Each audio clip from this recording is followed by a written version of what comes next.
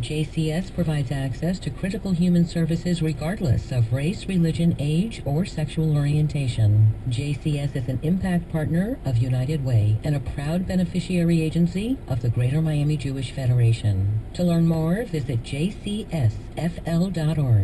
Sony Pictures Classics presents The Hollers, a new comedy drama starring John Krasinski, Margot Martindale, Richard Jenkins, and Anna Kendrick, about a man who returns home to deal with his dysfunctional family and eager ex-girlfriend. Starts Friday. Prostate cancer is one of the most personal issues a man can face. It's a life-threatening disease, and the side effects from treatment can affect a man's sense of his own masculinity. That's why so many men choose the Urology Center of Excellence at Jackson South Community Hospital for their prostate surgery. In fact, according to Intellimed, Jackson South performs the highest volume of robotic surgeries in the region. Information about their nerve-sparing prostate surgery can be found at jacksonprostatefacts.org. Jackson South. Miracles made daily. The time is 8 o'clock.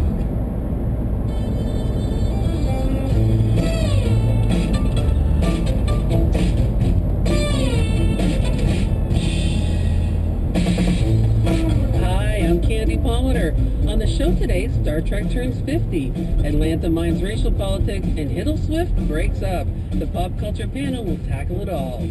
And Prime Minister Justin Trudeau has a cameo in a new Marvel comic. You'll hear why he's being cast as a force for good. Plus, feel like going on a journey? How about a 7-hour train trip? Discover the phenomenon known as slow TV. This is Q.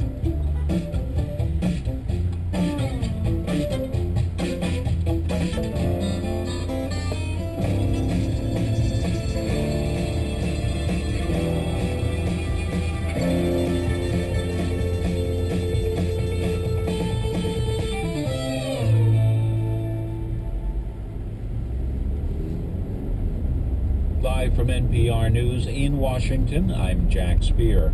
The campaigns of Hillary Clinton and vice presidential running mate Tim Kaine released doctors' letters today with details about the candidates' health.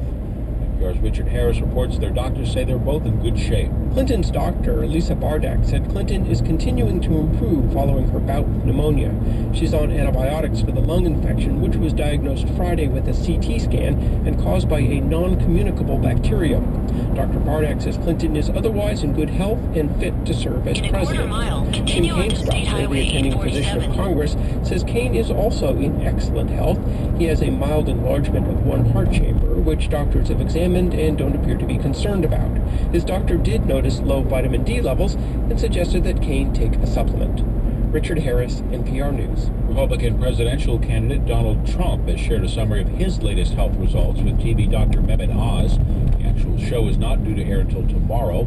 The show says the health report includes a full review of Trump's nervous system, cardiovascular health, prostate health, and family medical history.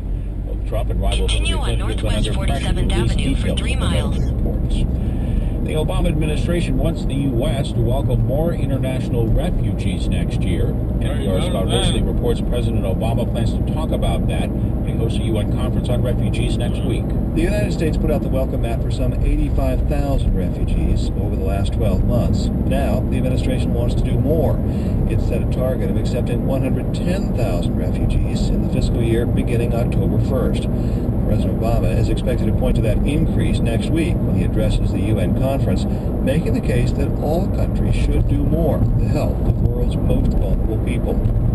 The administration's goal does not include country-specific targets, though up to half the 110,000 refugees could come from the Middle East. This year, the U.S. took in some 10,000 Syrian refugees after what the administration insists was intensive security screening. Scott Horsley, NPR News.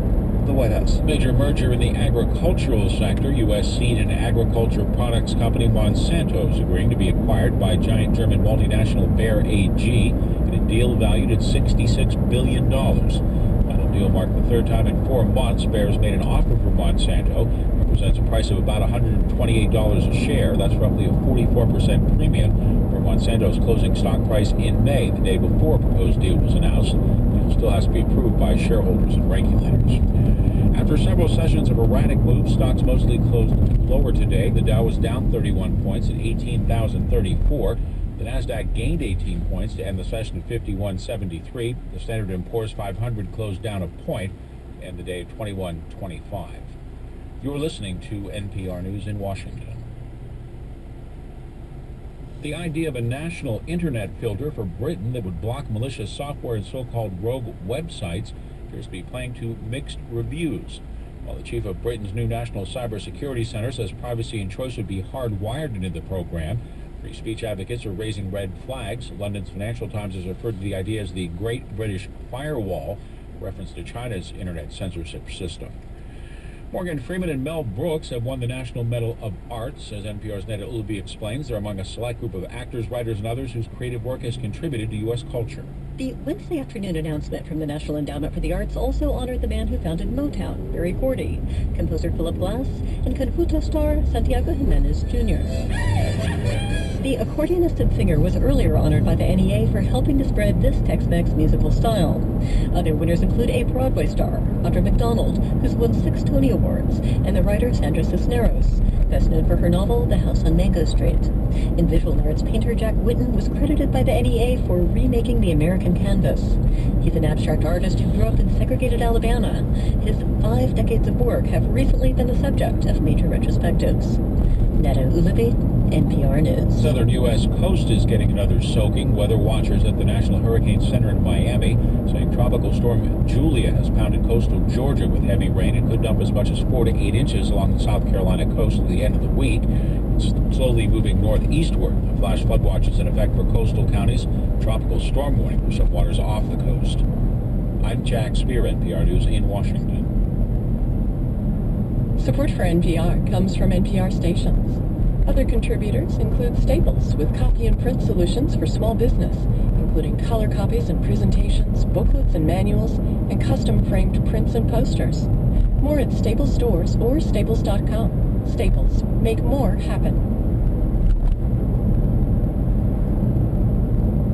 Hailed by the Miami Herald as one of the best reasons to live in Miami, Seraphic Fire presents its 15th anniversary season with vocal performances of Fauré's Requiem, Philip Glass's Einstein on the Beach, Rachmaninoff's Russian Choral Treasures, and the ensemble's annual holiday special, Seraphic Fire Christmas. Tickets now on sale at seraphicfire.org or 305-285-9060. Well, hello there. I'm Candy Palmer, and this is Q on CBC Radio 1, Sirius XM 169, and from PRI, Public Radio International. If you follow Marvel Comics, you probably know all about Alpha Flight. They're a team of superheroes that have been around since about the 1970s. A little bit younger than me, apparently. And they just so happen to be Canadian. They've actually been called Canada's answer to the Avengers. Alpha Flight are now part of a new Marvel series called Civil War II. The creators are Toronto comics artists Ramon Perez and Chip Zdarsky, also known as Steve Murray. Ramon drew the artwork and Chip wrote the story, and they decided to include a very surprising appearance. Canadian Prime Minister Justin Trudeau. He doesn't just make a cameo in issue number 5 called The Civil War II Choosing Sides. He's an actual character who offers advice to the Alpha Flight superheroes. He even gets into the boxing ring with Tony Stark, otherwise known as Iron Man. And now Ramon Perez and Chip Zdarsky are here to talk about how and why they put such a Canadian stamp on a popular global comics franchise. Now, both of you have worked with Marvel Comics before, but the Civil War series, it's a pretty big deal. Chip, can you just briefly explain Alpha Flight and how they fit? Oh, comics are so complicated. Yeah, Alpha Flight is, like you said, is kind of Canada's answer to the Avengers. And they were actually started by Pierre Trudeau in the late 70s within the comic books. And so with this story, Marvel's doing a big event, Civil War II. Turn right onto Northwest 168. It revolves around a Then new turn left onto superhuman who Northwest can 48th predict Court. disasters. And so the superheroes are kind of divided on whether or not they should use that information to imprison people before they commit the crimes. So Alpha Flight's kind of caught in the middle of this, and we had them basically consult their leader, the Prime Minister. Turn left onto Northwest Yeah, 48th Court, that's a then turn great right onto thing Northwest to 167th Street. How would you describe, Ramon, your working relationship with Chip, since he's a writer who also happens to draw? Working relationship. I think because Chip has a visual, tendency to he's created his own storytelling and stuff like that. He kind of knows when he's going. Turn right onto Northwest 167th Street, then use the left lane to take the Florida 826 West ramp. His visual leanings did help a clearer story, I think. And what about, as he just mentioned, bringing Prime Minister Justin Trudeau into this universe? It's interesting. I remember reading that original X-Men comic where his father, Pierre Trudeau, appeared in X-Men. He was helping Alpha Flight back then, so it's kind of actually a funny full circle just seeing drawing him here back in Civil War II. You know what I mean? So it's kind of like I read the father's story, now I get to draw the son, so it's kind of awesome. Is there an extra challenge when you're drawing all made up imaginary characters, and then not just a real character, but the real character happens to be the leader of our country, and you're putting those characters side by side? I don't think there's a challenge between putting them side by side, because they're both you kind of cartoon the real person to kind of match the existing artwork, but I think just trying to capture whether it's a celebrity or a political figure, capturing their likeness and their nuances and personality through the artwork, that's probably the more difficult part, because people are familiar with that figure in reality, whereas with the fictional characters, they're not that familiar with them. You have more extremes you can play with, whereas you're more confined by the real figure. Right, because nobody's going to say, oh, that doesn't really look like what, exactly. So Chip, as you say, Alpha Flight go to him for advice, go to the Prime Minister. Are you having a bit of fun with how internationally popular he is? Yeah, when we kind of received the assignment, kind of knowing that it was in the hands of Canadians and it was a story about a Canadian super team, it seemed like the obvious choice to have our Prime Minister as a part of it, because he's such a huge figure right now on the kind of international pop culture landscape. Stories keep kind of popping up about him popping up and shirtless and out of caves. Yeah, exactly. It's really tricky though, dealing with politics anywhere, let alone in comics. For all his popularity, one person's superhero is another person's villain. So how did you handle that? The big concern was because everything's kind of done in advance. I wrote the script in March, April. I was worried that his honeymoon period would be over. He'd do something really wrong, and all of a sudden we have this comic coming out where he's essentially a hero. The day with the elbow, that was a rough day for me. Yeah, because I was oh no, it's all falling apart. I'm gonna get kicked out of comics. The worst. Did you get pushback though from Marvel in terms of trying to not make him too partisan? Not really. There were a few kind of notes that came in right at the end, but they were really minor. They're strangely supportive. I think partly because it's not the president. Right. Yeah. I think they'd probably be more concerned about that. But the Prime Minister, they're we barely know what he does. And doesn't that make you feel so sad yet proud in some weird way? No, it's Canadian. It's great because it gives you leeway. If there was more of a microscope on it, then we wouldn't have been able to get away with having him throw punches at Tony Stark. For sure. Oh my goodness! I hear you actually reached out to the Prime Minister's office. What response did you get there? Yeah. Well, usually with stuff like this, you need to reach out for celebrity likenesses, and so I use my top media contacts to get the contact info for our communications director, and I think she was excited about it, but she also couldn't give me explicit approval, because it's kind of like the government endorsing a comic book, which is a bit of a weird thing. So she was like, you know what, if you do it, we're not gonna sue you or anything. That is good enough for Marvel legal, and that's good enough for me, so we can do this. Did you tell her that he was going to be boxing with Iron Man? Well, in my emails, I'm because I know he's a comic nerd.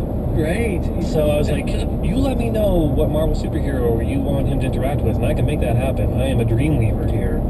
And she would not give me an answer, so my assumption was that he would enjoy kind of being in the ring with Iron Man. I picture that's one of those moments when the Prime Minister's I wish I could just request how I want to see myself.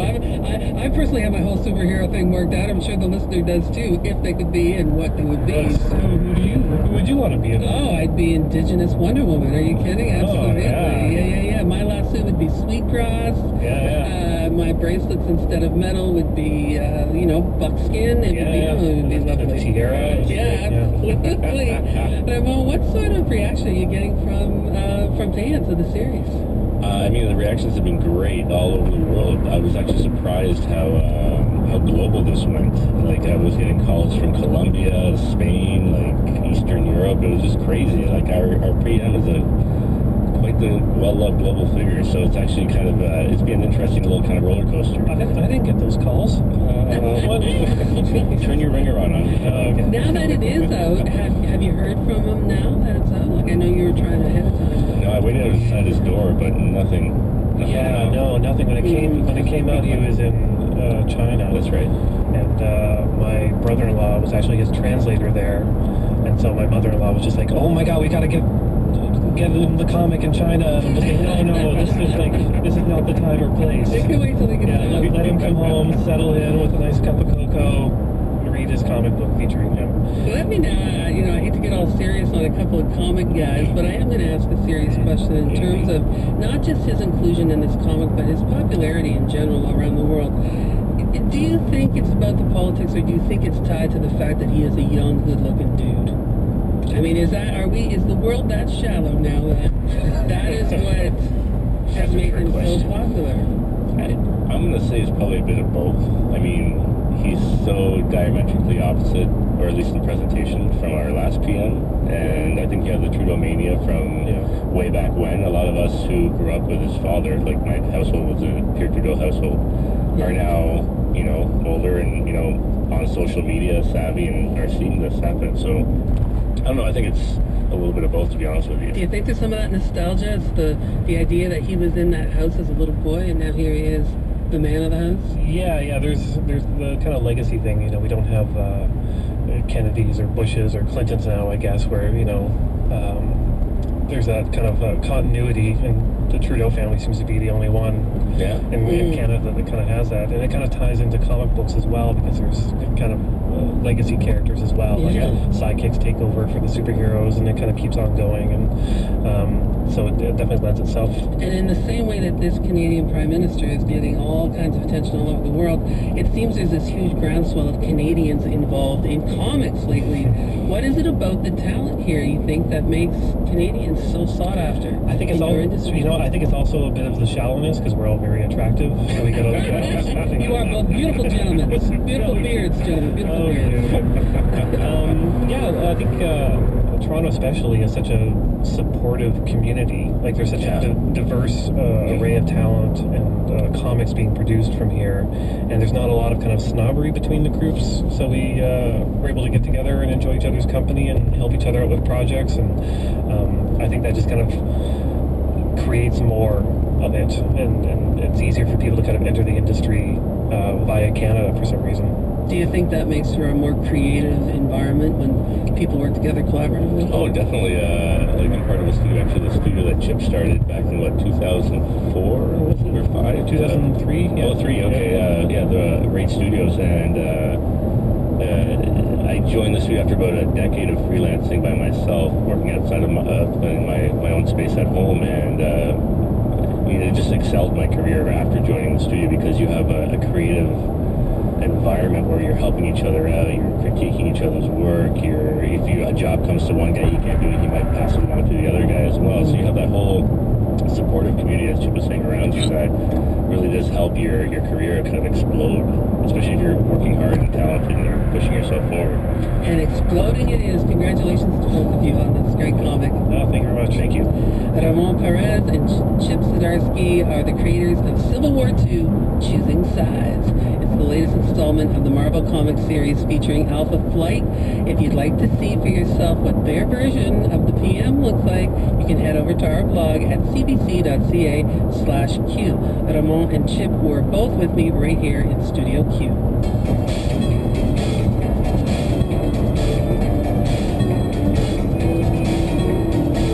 There's more Q coming up in just a few moments. I'm Candy Palmater, and we're back after the break.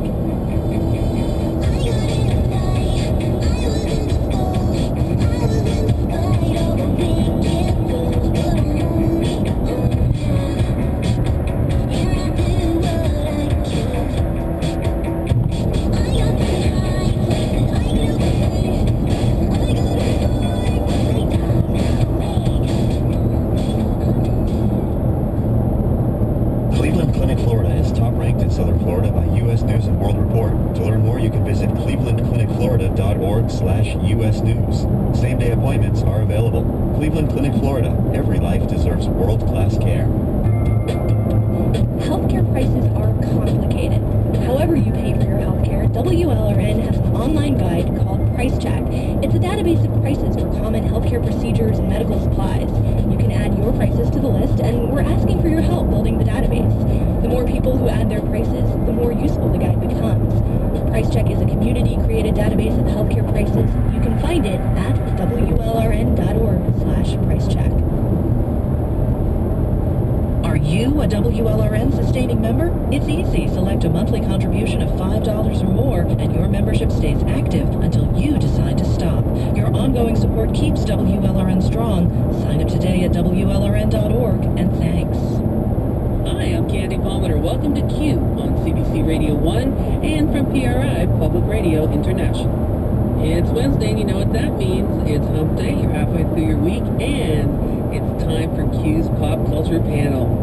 Alas, it has lived long, and it has prospered. A lot has changed in the past 300 years. People are no longer obsessed with the accumulation of things. We've eliminated hunger, want, the need for possessions.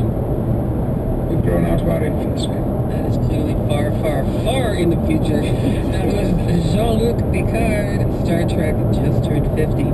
As the sci-fi series celebrates half-century, we question just how relevant its utopian society is in the age of Trump.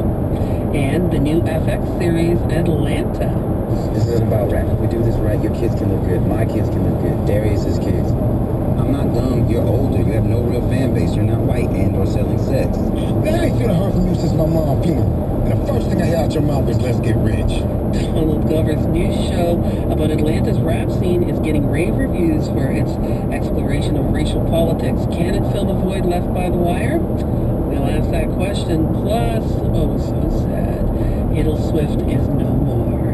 Taylor Swift and Tom Hiddleston have called it quits, and they are never, ever, ever getting back together. I love how every week they give you something to sing. It's amazing. On our panel this week, Amanda Paris, who was caught in the car last week but is here live. She hosts the BBC TV show Exhibitionist and Marvin's Room on CBC Radio 2. Glad you're here. Thank you. I'm glad to be here too. Rachel Giza is editor-at-large for Chatelaine. How's it going? Good. How are you? Wonderful. Thank you. And Stephen Marsh on my right, columnist at Esquire. How's it going? Good. How are you doing? I am doing wonderful. Let's start with Star Trek. Okay, Steve, half a century in, would you say, what would you say defines Star Trek at this point? The total optimism of the future that it imagined. I mean, that was, I think it emerged from a period when that people could sort of imagine a future of, you know, humanity achieving what it has the potential to achieve and overcoming all boundaries of time, space, and its own culture, overcoming money, overcoming race, overcoming everything until it just becomes basically guys in rooms floating through exploring the outer reaches of the galaxy. And I think it's provided a kind of benchmark against which all other science fiction exists. You know, it is amazing that how it has survived. You know, we've gone through this huge dystopian science fiction period where everything has been about, you know, nuclear winter or some version thereof, and yet people still aspire to this vision. Still resonates. I think it's probably in the top 10 television shows ever made. That's true. Rachel, what attitude and era do you think Star Trek was really born out of? Well, it came out in 66, 50 years ago, and it was a time when there was still, I mean, it was right in the middle of the civil rights movement, but I think perhaps a more optimistic time, or maybe a sense of possibility, before the later 60s and the early 70s kind of soured into, you know, the sense that it was going to take a long time to create change, America being mired down in the Vietnam War. So it was in this moment, I think, when, like Steve said, people could imagine a better future when there was prosperity for not everyone in America, but for a number of people in America. But the Cold War was also happening, And so I think things like the deliberately interracial cast on board, I think spoke to the civil rights movement and also to the Cold War, the sense that America could get beyond this. And I think it also spoke to, as much as the show was about optimism and hope and peace and love and all those things, it still spoke to an American exceptionalism. It still spoke to the idea of an American force that maybe wasn't conquering, but certainly was going to go out in the universe and sometimes ignore the Prime Directive and kind of tell other civilizations, particularly backwards, and I put that word in quotes, how to live better. So, it was a mixed bag, but I agree with Steve that it is a very optimistic kind of science fiction, unlike things like Star Wars or even some of the stuff that's come out more recently, like The Hunger Games and all of those films, which have a very negative picture of the future. Amanda, do you think, what kind of future do you think Star Trek offered at that point in time? Well, I definitely agree that it was an optimistic future. It was a future that said women can be in command positions, not just necessarily positions of servitude. Obviously, later incarnations of Star Trek pushed that even further. It was a world where it said that even though we just came out of World War II, we can have a Japanese character who is here in primary and on the team. We can have Russian characters, even though we're in the Cold War. We can have a black woman who is in command. And I think that vision, that image changed a lot of things for a lot of people who were watching it. Studies of the fan base have shown it was an incredibly diverse fan base from the start. It's a fan base that had a lot of women involved in it as well too. I think it was women that helped to co-start the first conventions that occurred. So it's a fan base that from the very beginning became so invested in it and so many celebrities from Whoopi Goldberg to the first ever black female astronaut cited as one of their inspirations for the careers they later on chose and thought were possible, in part because of casting. So I think that it painted this very optimistic future, but also helped to construct a very real possibility of a future for people literally living on the ground and who chose careers and thought certain things were possible because this show existed. Did you know the Martin Luther King story about it? Yeah. Great story. Well, who are the woman who played her? It was just in Deadpool. Nichelle Nichols. Thank you. You have an encyclopedia. I can never remember anything. She wanted to leave the show because she was as of first season because she was into musical theater and she wanted to go back to Broadway where she'd had a very good career. And Martin Luther King Jr. said, "No, you have to stay on the show because you're the only character of color on television who's a full person." And she said, back to work. Well, after that, yeah. Yeah, what are you going to do? And he said he was a self-professed Trekkie. Right. It's I am a fan. And, yeah. So it's what are you going to do? It's well, you want to sing? Well, tough. And I think also too, Amanda's point about the fan base, because it kind of sputtered after its second year, and it needed to get 3 seasons in order to go into syndication.